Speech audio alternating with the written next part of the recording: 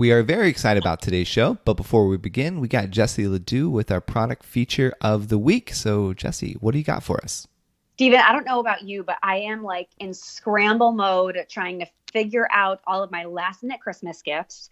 So our shop on pageantplanet.com has been so generous. They are continuing the sale of 20% off everything in our store to make sure that you get every single thing you need for the holidays. Got it. So, if someone hasn't been in our shop yet, like what are some of the items that we have on there to kind of give them a baseline? So tons of things that are for your pageant contestant or beyond. Everything from makeup cases, cosmetics, killer pageant shoes for all ages, all systems, adorable t-shirts for stocking stuffers. My personal favorite right now is a cute little tank that says muscles and mascara, like kind of playing off like if you're in the gym, you can still be cute or you're still working towards your pageant. So I thought that was adorable, so comfortable. But it's just a range of like general things that will help you succeed in your pageant. Oh, I love that. All right. And then, I'm assuming that there's a coupon code, but so we just know that everything on the shop is 20% off. What's the URL? What's the coupon code? And like, is there shipping, all that stuff? So it is important to note that there is free shipping. And for our US followers, if you order within the next 24, 48 hours or so, you'll get it before Christmas, which is so important to all of us, I know. So free shipping.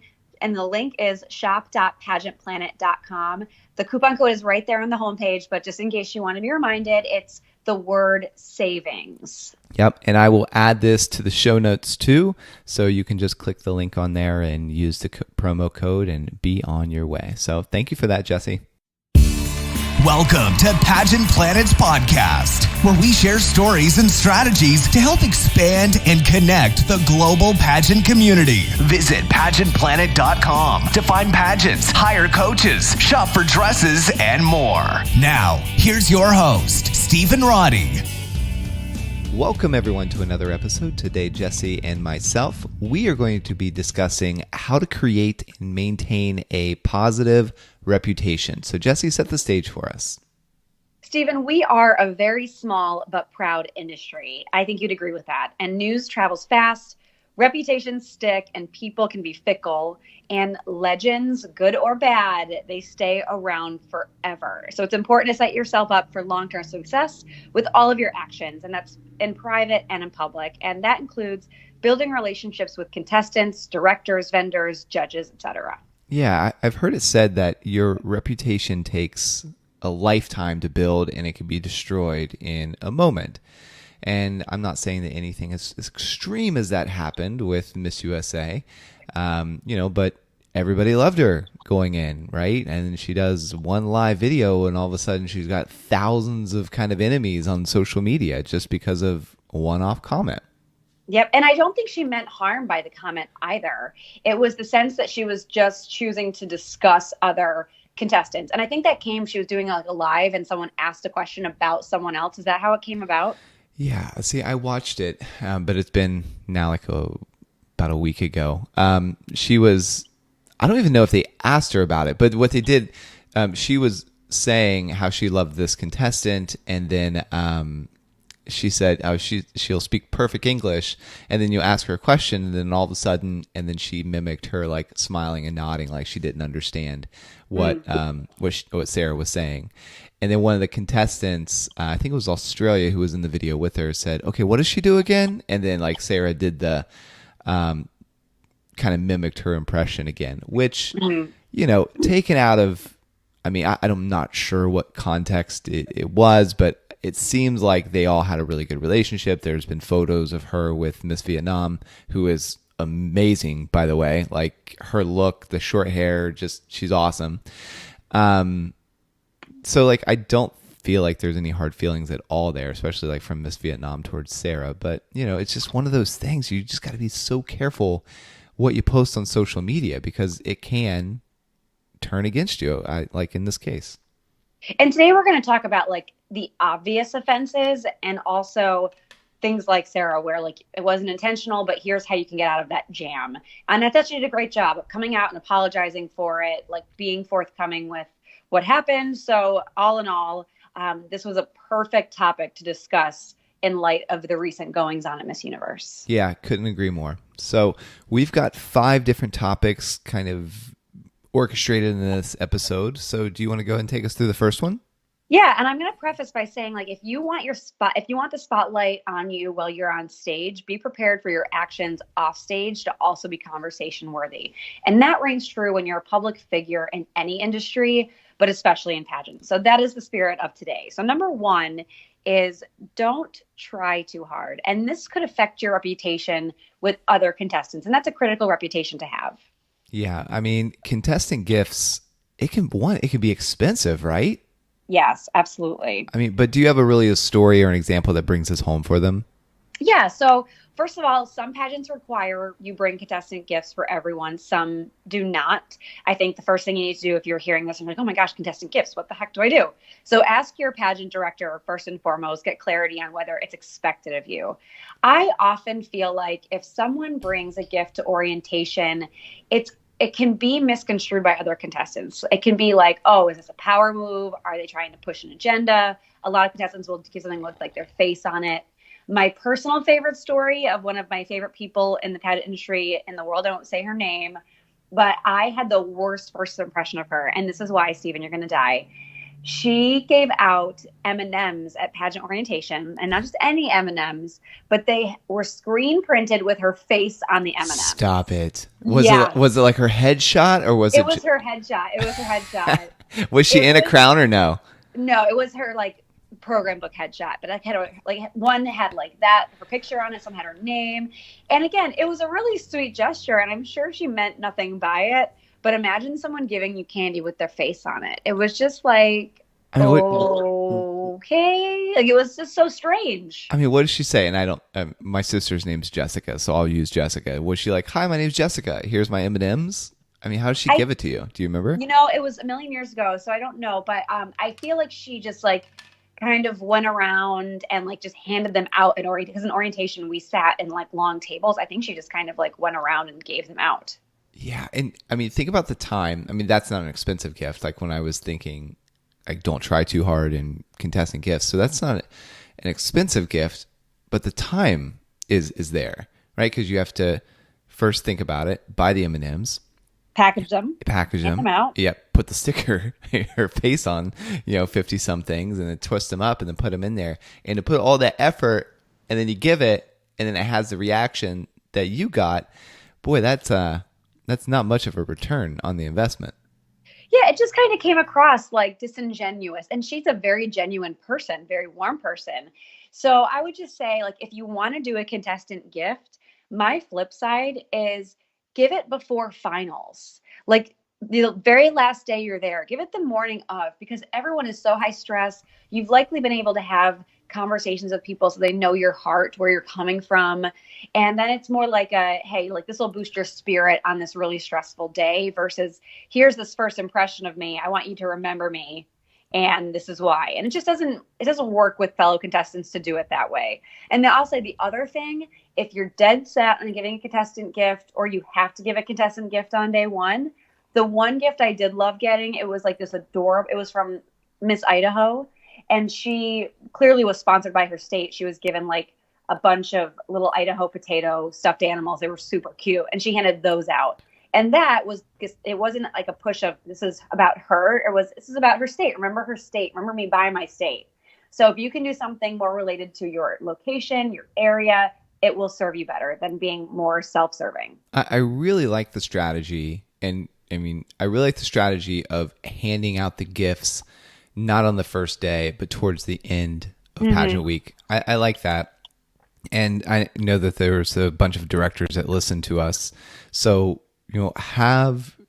I would say just make it part of your standard operating procedure. Like put it in your paperwork that if you do bring contestant gifts, that's great. But bring them on the last day.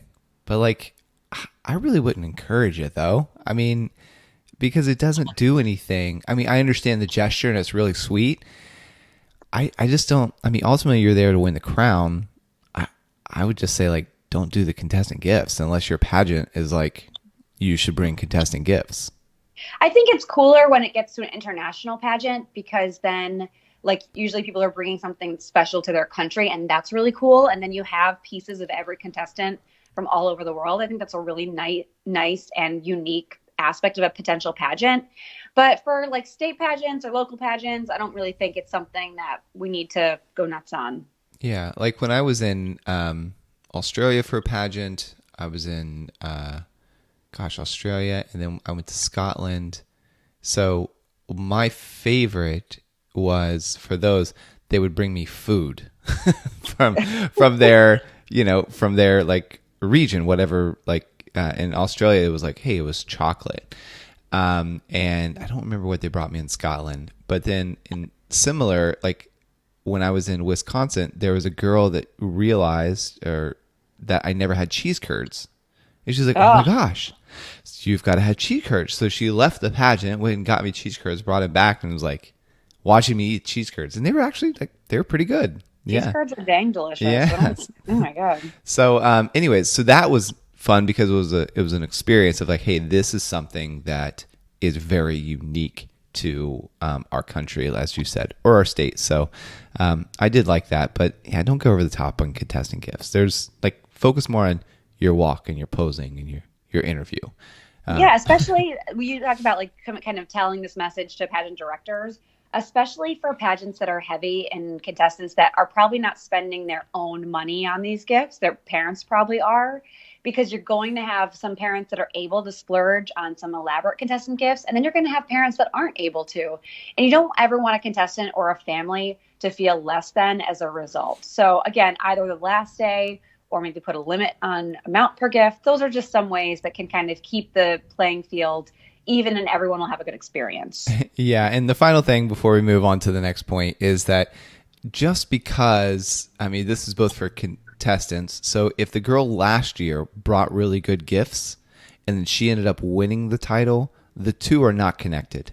Oh, sure. And from a director's standpoint, if the girl who brought really good gifts last year won your title, you better believe it, put your money on it, that contestants will show up to your pageant with more and more elaborate gifts for all the contestants. So go ahead and put a rule in place that it's like no gifts or whatever, because you don't want to be like, because girls talk to each other and like, oh, well, the entry fee isn't that bad, but geez, the gifts are really where it costs you. I mean, it's so expensive on all these gifts. You don't want them to bring gifts. They're putting that on themselves and projecting it onto you like you're making them. So just a word of advice there. Mm-hmm. Good call. All right. So point number 1 was do not try too hard. What's point number 2? Point number 2 is keep your cool. And this affects your reputation with everyone. And Stephen, I think a few weeks ago, we talked about a contestant throwing a shoe. This week, we're taking it to the next level because I heard a story about a contestant. Wait for it. Okay. Throwing a pizza. Okay. All right. You're going to have to break this down. So was this like immediately after she walked off stage? She just grabbed a random pizza backstage? There's parts of was story, it hot? the story Was it that cold? I am totally not aware of, but she threw it towards people. Was it frisbee action or was it like hurled like in a box? Oh. In my mind, I imagine it was like she palmed it and threw it towards them, but I don't know if that's true. But regardless, like, first of all, besides the fact of like who wastes pizza is besides me, but like that's part of it. But anyway, like this contestant simply didn't like the result of the pageant. That's why she threw the pizza. And I'm sure like to get to that point, there's probably other triggers that have happened. Maybe she thought things were unfair. Maybe it was disorganized. Maybe she felt taken advantage of. All of these are very, very, very common emotions after a pageant when it hasn't gone your way. And they're actually very natural. And in the heat of the moment, like that happens. But like lashing out, like throwing a shoe or a pizza will absolutely hurt you in the long run. Yeah, you'll definitely go down in history for that. And I mean, there's a lot of stories like this, though. And I mean, so much they kind of come up and then they fade away. I remember it was in, I think it was Earth United States. Was it Earth United States where the girl, she didn't make the top 10 and she came back out and she was like, went on this like rant about the government and all that. I Like don't went remember on. this story. Oh, she like just grabbed the mic and just went to town. I'll have to check the.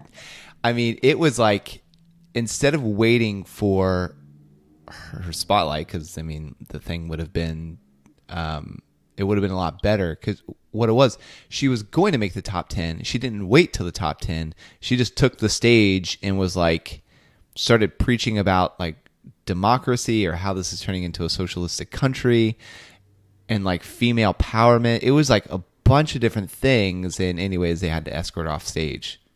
But it was just one of those random, I don't know, vent sessions. I don't even know what it was about.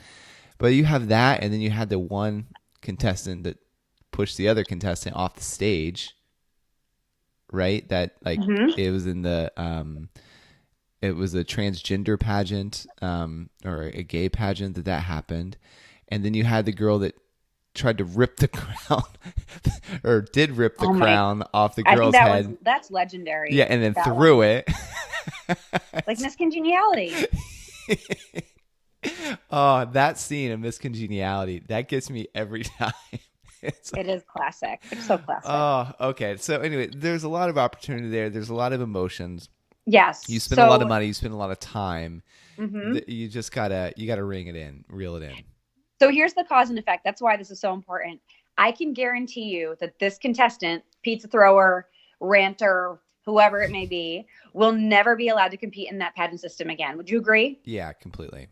And if any of those contestants ever become a director, my guess is she will never be able to compete in any of their pageants either. Would you agree? 100%. If she approaches any of the vendors that worked with those contestants that she threw a pizza at, I doubt they will accept her inquiry. So yes. It's one of those, like, the relationships on every level with a situation like this are strained, whether you've met someone directly or not. If this word travels, which it will, I can promise you that, like, it's going to be a problem for you, and it will spread faster than you can wash your butt glue off. Okay. Okay. Yeah, that's perfect. And like, I mean, seriously, but your family and friends are affected too. They're like, yes. Oh, you're here supporting, Renata, who just threw a pizza at the judge. Oh, okay. That's great. Now, they won't obviously say that, but in the internal dialogue will be going on strong. And with social media, again, like once you do something like this, it's out there. And it's out there for generations to come. Your future employers could see it. I mean, heaven forbid if somebody catches that video of you doing that. And I've seen behind the scenes where a girl was actually winning a pageant. They did research on her on social media, found some stuff they did not like, and all of a sudden she got first runner-up. Ooh. Yeah. So not saying it's right. I'm just saying it happened. And I was in the judges meeting when they were talking about it. I was the MC, and I was just like, So I don't know. You have to watch your online reputation and offline, right? Yes. So keep your cool. What is like, okay, if you find yourself fuming over, and you just cannot keep it in, do you have a strategy for them to just reel it in? Yeah, in the moment, we're going to transform ourselves back to kindergarten. I know it sounds silly, but you just have to count to 10.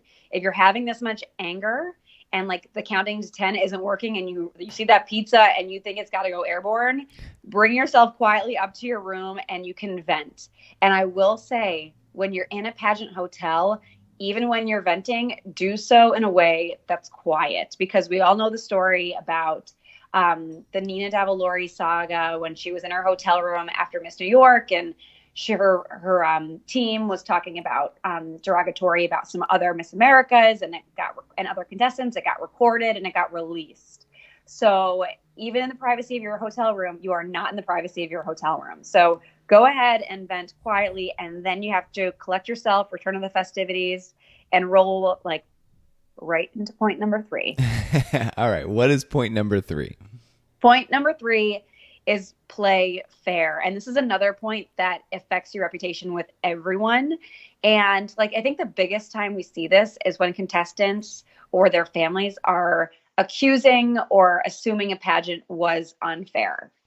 Yeah. And we have people reach out to us because we're Switzerland. Like, we want the industry to succeed. We're not, connected to any one system, any one contestant succeed. Like, we want everyone to experience success. Like, that's why we're here. Yeah. And, some of the things are valid. Like, just this past week, there was a contestant that reached out because of a title holder who was recently crowned. It was like, she broke the rules. And you looked on the site, yeah, she absolutely broke the rules based on the rules on the website. So she reached out and she was like, I don't know what to do. Like, she messaged me personally on Facebook, and so we looked into it, and the national pageant had changed the rule, but the state pageant hadn't updated their website. So even though she broke it based on what's on the state website, she was like still like playing by the rules, like based on the national. So that girl really had a legitimate concern there. And she was reaching out to us for advice of like what to do because she felt like the situation was unfair. Totally valid, right?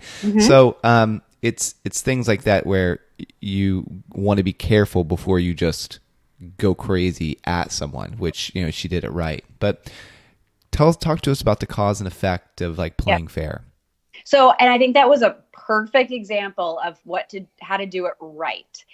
But we have on the flip side, plenty of people in the industry or plenty of newbies to the industry that will take their concerns straight to social media, and they will totally unleash the fury on the system, the contestant potentially, whoever that might be. And immediately you will get labeled, whether it's you saying it, your family saying it, whoever saying it in relation to you. Like, you'll become known as a sore sport, someone who's self-centered. You also appear to like welcome drama into your life because you don't post something like tea sipping worthy on social media if you're not expecting reactions from other people. So like, you have to be ready for that like barrage of commentary. So like, if you're posting when you feel as though you've been wronged, again, it's never going to be a good thing for you in the long run. Yeah. Like, look at the people that you really admire the most and that are public figures, right? Like celebrities, or, even like Jesse and I. I'm not saying that you admire us, I'm not saying that you look up to us, but like, when you look at our social medias, we're not using it to vent about the frustrations of life. And Lord knows that we have them. We did that before the podcast. Yeah, we have our vent session and it's like, okay, time to record. So if we do vent about something, it's more in a playful manner, right? Or it's about something that's kind of inconsequential. We rarely ever bring out names unless they're like close friends. Like, I talk trash about my brother-in-law. He talks trash about me. Totally social acceptable because it's family. But like, look at those people and just be aware of it. I'm not saying that you have to do an in-depth search or research on it, but just realize what they are posting. And then look at some of your other friends that maybe air out their dirty laundry, and everybody talks about them. And it really is not in a favorable thing. Like, if somebody's complaining about their relationship, people are like, why is this on social media? Why? Because people like air that stuff out. So play the part that you want to be, and start to imitate, if you will, like the people that you look up to. And then soon you'll find yourself as being that kind of person in life. Yeah. And I will say, like, okay, if you're feeling wronged, write up a very objective letter about what you think was wrong with the pageant. So maybe you thought it was unfair. Maybe you thought certain people got preferences. Call out specifics and examples that back up this claim, give weight to your argument. Then I would suggest, and this is where it gets hard because like you have all this bravery and you're writing it all down. I would say, as a courtesy, send it to the pageant office before you post it anywhere. Give them 24 hours before you post it anywhere else. Like, let them see it, let them respond. And if they don't respond, that's fine. But just give it 24 hours. Say, I am going to be posting this. And I would suggest doing it on our site because it's the most objective in the game and it's legitimate and you can share it from there versus your own social media post. So I would give them 24-hour warning, and then as calmly and rationally as you can, explain to them how frustrated you are with the experience. You'll be posting the attached note, and like, once you post it, and this is again why it's important to do it on our page versus your page, is you remain in neutral ground. So you post it, your name is there, so you're still owning it like a big girl or big boy. And then from there, tell people that agree with you that you have on your team, say, I would really appreciate it if you shared this out. Here's the link. And again, then your name is attached to it, but you're not spreading. It doesn't feel gossipy or ranty. It feels like, okay, I wrote this review on this trusted resource or pageant, and this is where it lives. Yeah. And I feel like even though the review section of our portal, it's picking up. I mean, the last I looked, we had like 100 new reviews within 24 hours. So like it's getting around about like people using the review system. But the reason why it's there is so that you can review the different pageants or professionals that you've worked with. And to do what Jesse is saying and put it on there, it's going to live forever. And it also goes into the pageant's overall like rating. So this is kind of how it works. Everybody listening, I mean, the pageant director who is overseeing the pageant right now might not be in 10 years. So every year there's a whole new funnel of reviews that pop up. So 2019 pageant, there will be a new review section. 2020 will be a new review section that's tied with that pageant. As you leave a review over the course of years, it brings in all the pageants through history and averages them all out. Because, let's say that a pageant director will have like straight 1-star reviews for the previous like 3 years, and then a new director takes over, and then this person has straight 5-star reviews. So people will be able to see and identify that change, and be like, oh, okay, this is a new directorship. So previously it was only 1 star, but now it's like 5 stars. So now it's good to compete in. Mm-hmm. And if you had a bad experience at the pageant, you wished somebody would have like left a review on that pageant so that you didn't waste your time, your energy, or your finances. Mm-hmm. And if you don't review that pageant that you competed in, then somebody else is going to make the same mistake. Because like, again, our goal, we don't care who succeeds. We want everyone to succeed as much as possible. There's plenty of room for even more pageants out there. We do, however, really want to feature and drive girls to the pageants that are most reputable and are going to teach the contestants the best way possible. Mm-hmm.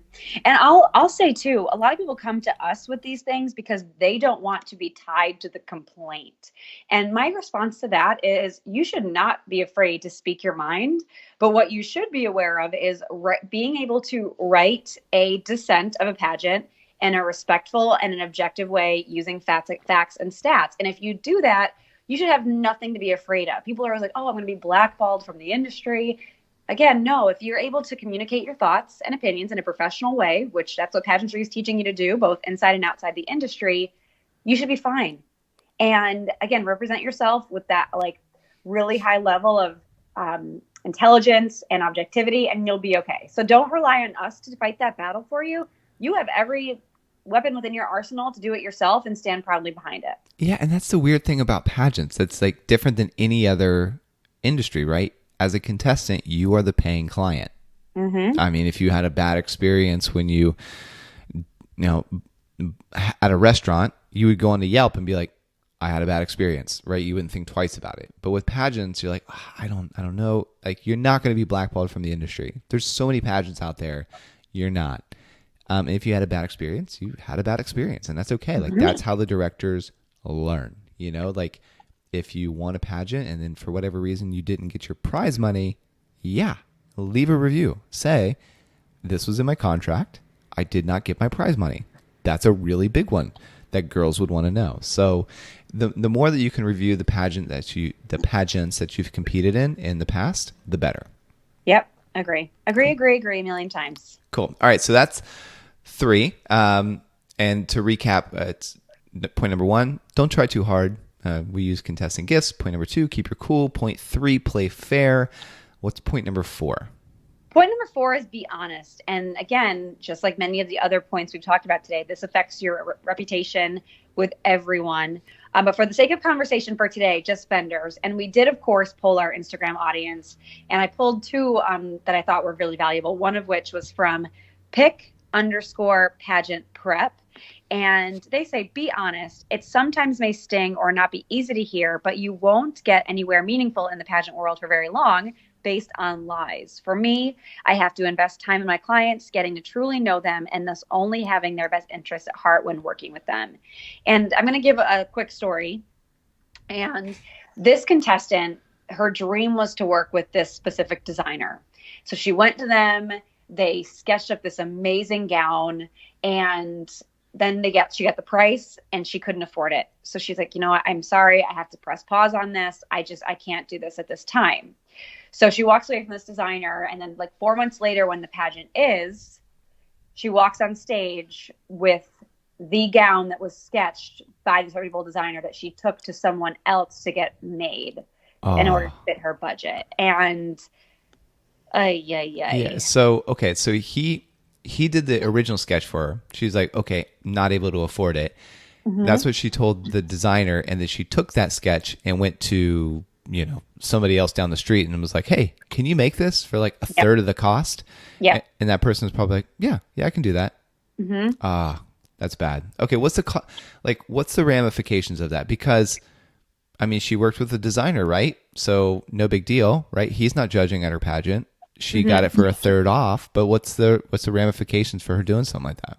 So there are no legal ramifications just because fashion's not able to be copyrighted because it moves so quickly.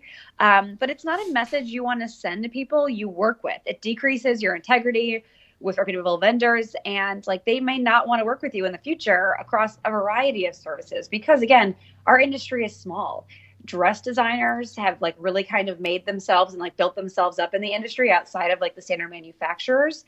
And you better believe they have relationships with hair artists, makeup artists, coaches, etc. And they are going to tell all of their contacts about what happened. And it's not going to work well. And the other thing I've heard is like contestants will attack vendors for their pricing. Pageantry is expensive for the most part. Like you can do it affordably, but I'll be honest. I mean, there are several people that compete with boatloads of money that can do whatever they want. So if a vendor is able to get what they're asking from someone, clearly there is value in the services they're offering. So I would just say, like, don't attack someone when you find out what their pricing is, because just because you're not able to afford it doesn't mean they're not worth it. And it stinks to know you can't use the vendors you want to use, but that's reality. Like I can't go buy every purse in Chanel, even though I would like to, but I'm not going to yell at Chanel for their pricing. I'm just going to buy what I can afford. Right. That's a great example. Yep. I like it. All right. So what's the alternative? Like what could have, using this particular contestant as an example, what could she have done instead of, just going around the back? Yeah. So if with the follower submission, PIC Pageant Prep, they should just be honest. So you have to just be transparency from the get-go with all of your vendors. Before they even start working with you, say, okay, here is my budget. Are you able to work within this budget? And if they say yes, great. And they might be able to offer even solutions. Like if you want a fully beaded gown, they can say, okay, well, we can't use Swarovski because it's not in your budget, but we could use this stone, which will still pick up the light. So as long as you're upfront from the get-go with what you can afford, you're better off. And the same with your makeup artist. Like people might be willing to make concessions because they may want to work with you also. But the last thing you want is to put on this facade of unlimited budget when you wake up the next day and you feel like the ultimate guilt of like, I really can't spend that on hair and makeup or a gown, etc. The other situation I want to touch on really briefly, Stephen, is if you have a long-standing relationship with a coach, a makeup artist, a designer, and you choose to work with someone else, your best bet in keeping integrity and your reputation at hand is going to them before it happens so that they hear it from you versus someone else. And I'll give a perfect example. I worked with a contestant. She was my very first coaching contestant ever. We had great success together. And then she won an award at a pageant later on and several years later. And someone else posted, congratulations to my client, so-and-so.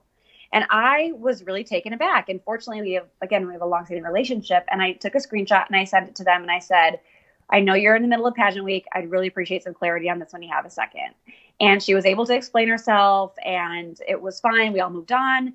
But imagine and I'm a pretty tough girl and my feelings were definitely hurt. And I know that vendors across the industry, just like PIC Pageant Prep, they put their heart into their clients. So to again, to be blindsided like that is very hurtful and detrimental to your relationship. So be upfront and just get it all out there from the very beginning. Yeah. And staying in integrity, it's tough, right? And you have to make some hard decisions when you are being honest with someone. And one of the things that helps me as a leader, because even you and we've had to have tough conversations. You are you're going to pay the price either in the beginning or in the end. So if you choose to pay the price up front and do the hard thing, you're always going to end up better. Because in the case of a pageant coach, if you're working with somebody that's become like family to you, right? And you're paying them, let's just say $100 an hour, but you've realized that they've pretty much taken you as far as they're going to take you. And you're like, these sessions are more like just getting together and like a catching up on your day kind of session, not like a coaching session. Yep. And you realize I need to make a shift if I want to win the crown of my dreams.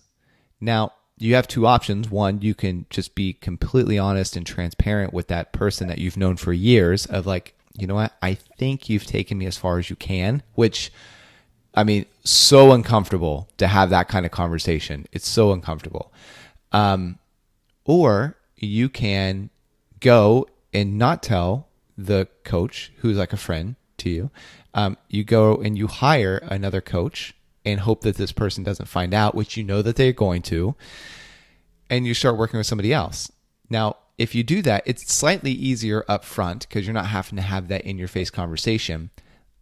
The challenging part, though, is on the back end. Every time you see that pageant coach at your pageant or at an event, an appearance, or around your city, it's going to forever be uncomfortable. So versus just that one uncomfortable conversation. And if you ever want to heal that relationship, you're going to have that uncomfortable conversation anyways. Yep. So you might as well just save yourself the pain and have it right up front and just kind of bite the bullet and just do it. And I have found that that's been the best case for me. And I don't like confrontation at all. It's almost like my mind starts to it's hard for me to think logically, all that. It's just, I don't do well under that kind of pressure. My body shuts down and my mind just goes blank. So I'm like, yep, not sure what to say here. But I push through it because ultimately you got to, if you want to maintain your integrity. And towards the other piece that you said about the contestant just being upfront with your budget. Yep. One, be upfront with your budget right away. So just want to reiterate that. You meet with someone, especially designer or a coach, whatever, take some time to say, this is what I can afford per month, or this is what I can afford for the dress, whatever. They will then guide you if that's realistic based on your goals. I did not do this when I met with our newest tech team. I didn't take the time and be like, hey, this is my budget. The reason why I didn't do that is it just seemed overwhelming to me to look at the numbers and all that. So I made an excuse of why I didn't want to do it. So they came back with me at the number and I'm like, yeah, it's not able to afford that. And then they're like, we're confused. You said you want all this stuff. I'm like, I do, and I'm not able to afford that. So they're like, okay, what can you afford? I'm like, I don't know. And they're frustrated, right? Because they spent all this time, right? Building us this proposal. Whereas if I just would have taken the steps initially and looked at my budget and said, okay, this is what we can do as sustain as a company, then they would have got started faster. It would have been less friction off the bat and whatever. Everything turned out fine, right? Because ultimately they want to make the sale. But with experts in our industry, it's not always that forgiving. So words of advice there. That is the truth. Okay, so that last was the fourth one was be honest. What is the final point? The final point is consider more than just you. And I'm going to bring our favorite podcast contributor, Amanda Van Sickle, into the mix here. Love Amanda Van Sickle. Yes, absolutely. She always has something valuable to add. And she said this time around, as a title holder or a potential contestant, make a point to get to know your director and find out who they are as a person. Be sure to let them know what your goals are for the pageant and life. Ask for their advice on how to get those goals or to be more effective title holder contestant in their system. Most directors want to see their contestants grow as leaders and succeed. However, one must make an investment in getting to know and respect the system and director as well. Okay. So you have a story or example that complements this? Yeah, I do. I think a lot of listeners and you, Stephen, know I'm extremely close with my directors of the international pageant system, but it wasn't always like that. Like I sat in my Miss International directors meeting the day after I won, and I talked all about me, my goals, my plans, me. I listened to the requirements that like I needed to fulfill to get like my prize package, the expectations, etc. But not once in that meeting did I ask what they wanted or needed as an organization. And I went ahead, I did my thing for the few months of my reign, and I couldn't figure out why I did feel a disconnect. Because Stephen, you know, I'm so interpersonal driven. Like I love relationships, and I didn't feel that warmth initially. And it clicked for me. Finally, I was like, you know what? I've been completely short-sighted in my like key initial weeks. And I started listening and learning about what was important to my directors instead. I was able to course correct from there. I would email them before I would do an appearance and say, hey, here's the outfit I'm thinking of wearing. What do you think? It was things as simple as that. Or, hey, I'm planning a trip to this place. Do you think, like, what do you think from a social media standpoint you'd want to capture to share with our viewers? And as soon as I showed them that I was interested in their goals as well, it like strengthened our relationship tenfold. And again, like they are family to me now, but it was because I stopped being so short-sighted thinking about me and started thinking about us as a collective instead. Yeah, it really is rare in this day and age to find someone or to communicate with someone who's genuinely interested in you, like what you want. And those people stick out like a sore thumb in the best kind of way. Because it's like, wow, that was refreshing. Here's someone that actually asked me questions about me and what a novel idea, listened to like my answers and asked follow-up questions. So with that though, like based on your experience or whatnot, what's the cause and effect of this? Like both what Amanda said and your story and example. Well, one of the causes is we know that judges are directed by the pageant to pick a certain type of contestant based upon what they're looking for that year. Does that always happen? Not always, but a lot of the time that's their directive and they follow it. I find that more often than not, this directive is never discussed with the winner after the fact. So they win, the contestant assumes that they had what the pageant was looking for, and then it ends there. The director tells the judges, but then she never communicates that to the winner. Like, hey, I need fresh and edgy and interactive. Those words, like I feel like, are never spoken. It's just kind of understood that they should know. So I think there can be more of a conversation from the get-go of what are you looking for this year and how can I fulfill that with my existing strengths? So I think that's a big one. Yeah, because I do think that directors, I mean, you hit it nail on the head. They guide the judges of what to select, but then they don't really reiterate to the title holder, here's why you were selected, here's what we're looking for. Like quantifiably, because it's easier to say, again, like vague generalities. Oh, we want somebody that's responsible and timely, but then that's not followed up with specifics. So just like in the tech team example that I used. And then maybe at the end of the girl's reign, the director feels like slightly jaded because they didn't get what they wanted, when in fact they didn't give clear enough instructions and action steps. And one thing you can do about that is like Amanda alluded to and I mentioned as well, is like over communicate to them. Say, hey, if I go to a charity walk, normally I would wear leggings and sneakers, but I want to represent our pageant well. What kind of outfit would you suggest? Or send Pinterest pictures of which of these do you think are most appropriate for our system for this type of event? So it sounds a little bit crazy to search for that level of opinion, but you don't have to do that forever. Like you will understand pretty quickly what they want out of you. and you can just feel empowered to make decisions from there. So it's just like allowing them to see, okay, they're interested in my opinion, they're learning from it, and they're adapting, and it's going to be a great year. Like, you just have to set the tone. Yeah, and as a title holder, if you can ask these kinds of questions up front, if the director isn't volunteering them and have these specific questions, you're preparing for the crown. And one, just like Jesse in your case with the Miss International system, you strengthen that bond, you strengthen that relationship for years to come. And so, because I know Mary has helped you, like she's been a sounding board for you, she's helped you in other areas of your life, and that relationship is what it is today because of what you did while you were a title holder. So the better you can fine tune your skill about asking clarifying questions and getting into the head of the person who's technically your quote boss for the next year, the better it is going to be for you, not only in this system, but in like the years to come. And in life. My goodness. Yeah. I mean, think about, like, you get a job, you assume that you know why you were hired because you have a job description and you went and you did your thing and they picked you. You should never stop asking those questions to the people you report to or the people that run your company. And that's in any industry. That's beyond pageantry. It's a good life skill. Yeah, it's great. Okay, so anything else you want to say about this particular topic before we wrap it up? Yeah, so I'll just say, take 10 minutes before your director's meeting or your pageant even happens and write down 5 to 10 high level and specific, so a combination of both, questions that you would like to discuss to help give you a better understanding of the intangible expectations of the year. It will make you look objective, professional. The system will immediately know you have their best interest in heart in addition to your own. So take that time, just like a job interview, 5 to 10 questions that you can bring to the table. Got it. Okay, so if you had to wrap up, because there's a lot of points here of like how to maintain your reputation. If you had to wrap it all up into one solid point, what would that be?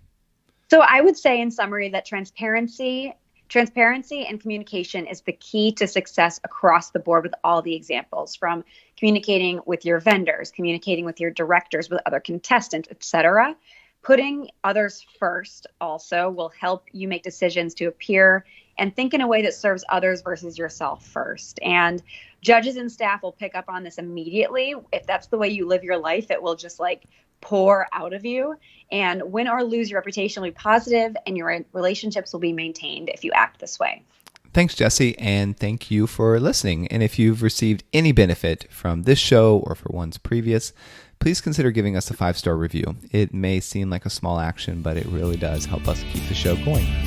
Want to become a part of pageant history? Create a free contestant or business profile on pageantplanet.com to unlock hidden features and connect with other experts throughout the world.